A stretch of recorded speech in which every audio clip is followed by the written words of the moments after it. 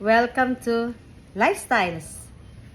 Kaka-start mo lang ba sa Lifestyles Company? Dapat, kaka-start mo pa lang, siguraduhin mo na panalo ka na. Bakit? Kasi nasa the best business in the world ka. Nasa number 1 networking company ka at number 1 herbal food supplement. Naniniwala ako na binigay sa iyo ito ng Panginoon dahil dito matutupad lahat ng pangarap mo. Masasabi kong nasa the best ka. Bakit? Kasi ang Lifestyles Company talagang binibigyan nila ng pagpapahalaga yung mga distributors nila.